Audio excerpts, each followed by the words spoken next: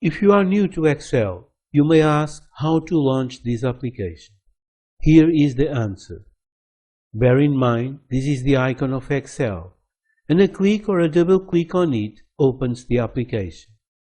This icon can be found in one of the following places, amongst others.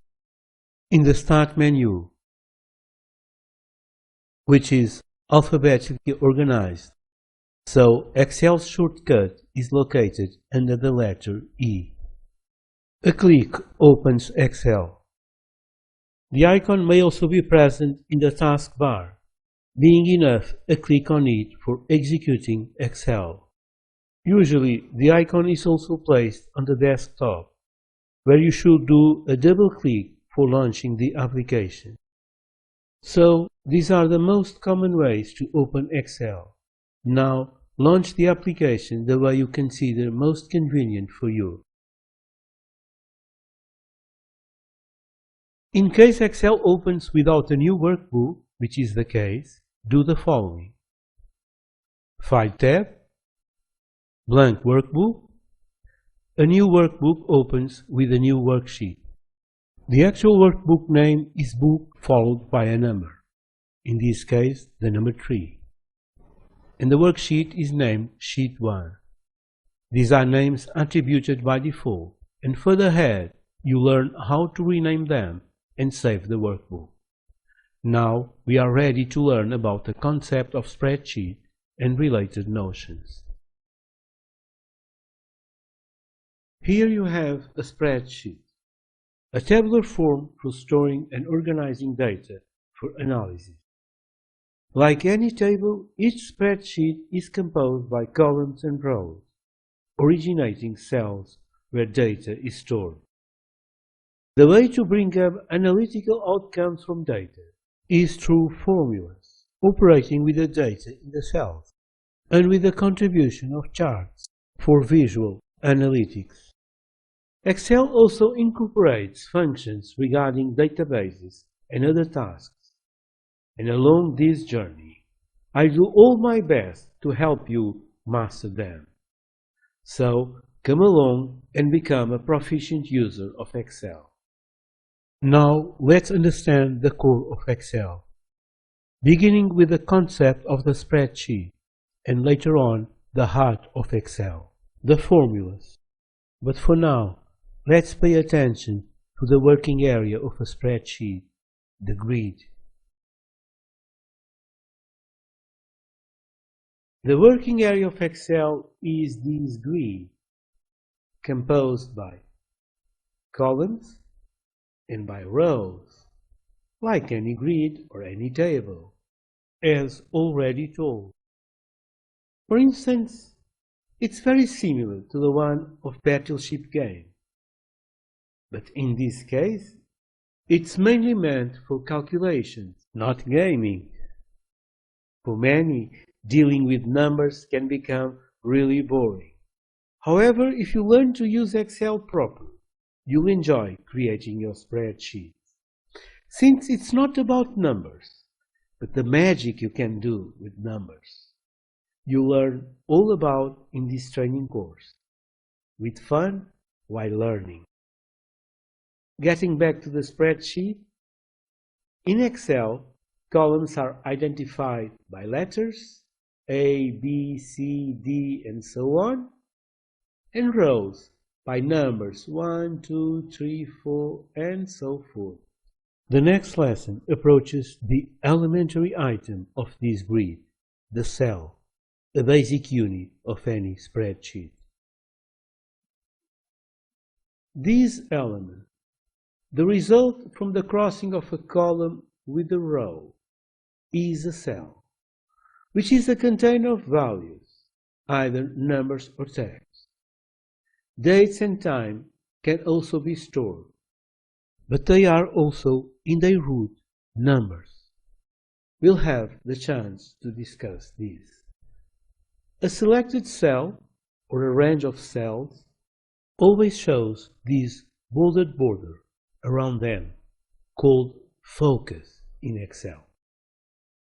We select this cell, C3, and the focus moves to here. Focus now is in the cell E6, column E, row 6, and the cell coordinates appears always in this box, the so-called name box.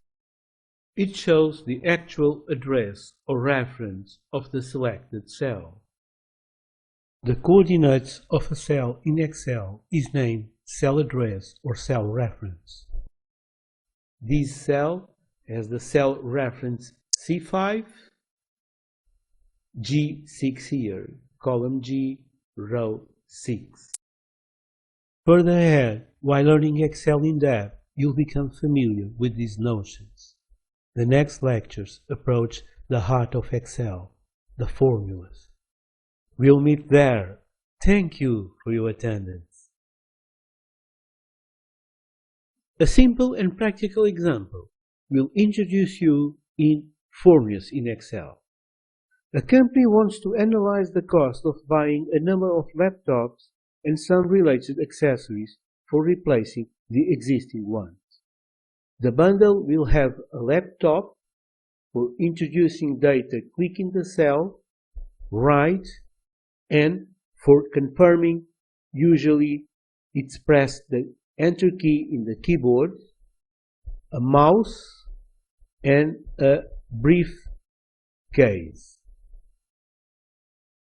Being the prices, 700 for the laptop, 15 for the mouse, and 50 for the briefcase. The question to be answered is, what's the total price? For obtaining this price, it requires to sum the prices of the three items of the bundle. A formula will provide the answer. As told, formulas deal with the data in the cells, which are identified by their addresses or references. So the calculations are done using these references, and Excel will extract the values from those cells. Let's do it. A formula starts with the equal sign, followed by the desired calculation. In this case is C2 plus C3 plus C4, meaning an instruction to Excel for summing up the values stored in these cells. In other words, it's telling to Excel the value of this cell is equal to the value in C2 plus the value in C3 plus the value in C4.